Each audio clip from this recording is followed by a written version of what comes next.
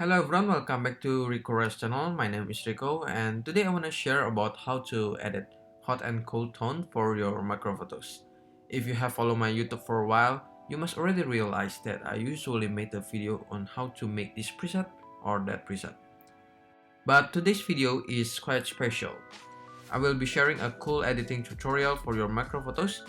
So without any further ado, let's jump right to the editing process. First thing first, let's do some basic adjustment like we usually do on every editing process that we have done. So I will just speed up this part because I have explained about the basic adjustment on my previous videos. Next, we will crop this image because as you can see there are some vignettes that are very visible to our eyes. Also, we have to rotate this image so the mantis won't be tilted. Don't forget to play with composition, like applying the rule of third, which in this case I adjust the head of the mantis so it is right on the intersection of these lines. Now click on that.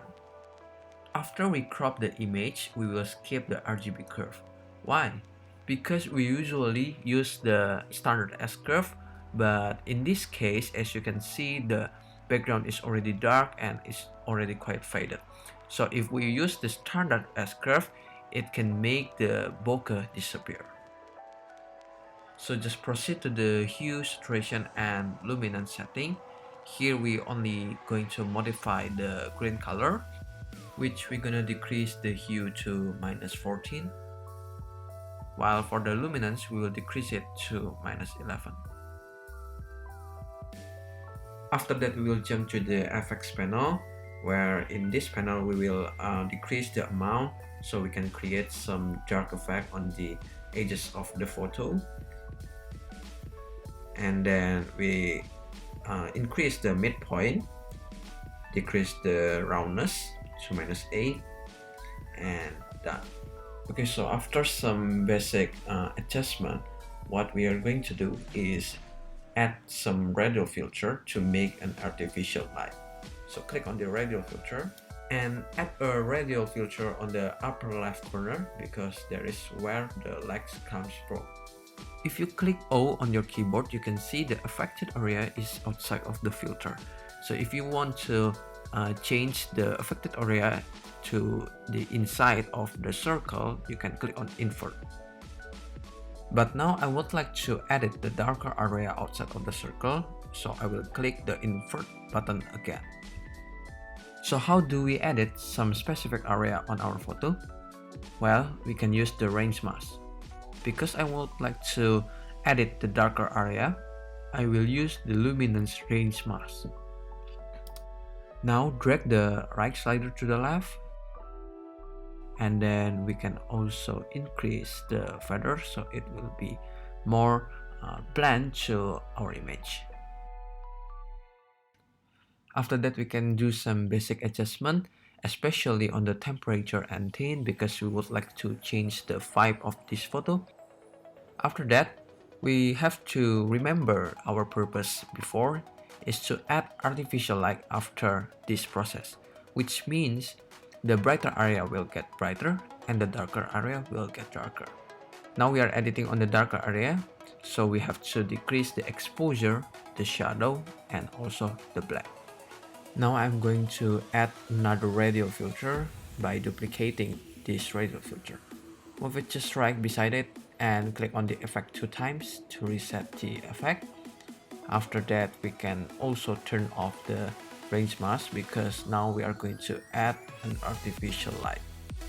Click on invert, and now as you can see on your screen, the effect is inside the circle that we made. So now let's add a light, but before we going to change the temperature and also the tint because our initial purpose is to change the vibes of the background.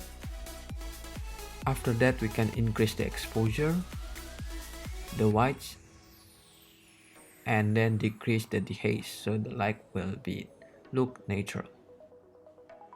And now we are going to duplicate the first radial filter to make our third radial filter, which is the opposite of the first one. Just think logically, if we made an artificial light, the darker area gets darker, which is why we made the first radial filter. But we also have to consider the brighter area, so that's why we made the third radial filter. Now we're going to slide the left slider to the right side, so the affected area will be the brighter area. And for the basic adjustment, let's change the temperature and tint to be the exact one as the first radial filter, while the other adjustment make it the opposite of the first radial filter. You can also add some clarity or sharpness because the brighter area also consists of our main object, which is the orchid mantis. Okay, so now we are going to make our last radial filter on the upper right area, because we just made the radial filter on the upper left area, which means it would be illogical if we left the upper right area untouched. So basically we made another artificial light, which we only need to decrease the amount from the first artificial light. Okay, so we have done. And now we have arrived at the most important point of this editing process, that is changing the background tone. So we are going to use the tools that is called graduated filter. Here we are going to make 4 graduated filters, but the most important filters is the first 2 that is located right on the middle. So let's add a graduate filter here, and then you can transform it so the line will intersect the lower left corner to the upper right corner. You can also expand this graduated filter to make the effect become smoother. After that, you can click O to see the affected area. Then by using the luminance range mask, drag the slider so the affected area will only be the background. And now we are ready to make some adjustment. Because I want to make this one the cold area, I will drag the slider of the temperature to the left. After that, the rest of adjustment will based on our taste. Okay, because I already like this setting, I will proceed to make the second graduated filter by duplicating the first graduated filter. Now let's transform it 180 degrees, and we're going to make the opposite area the hot area. So we're going to add some warmth by sliding the temperature slider to the right area. We can also add some exposure because this area is just too dark. And for the rest of adjustment, just like what I said before on the previous graduated filter, it is just based on our taste. And yeah, now we only have 2 remaining graduated filter that we have to add into this image.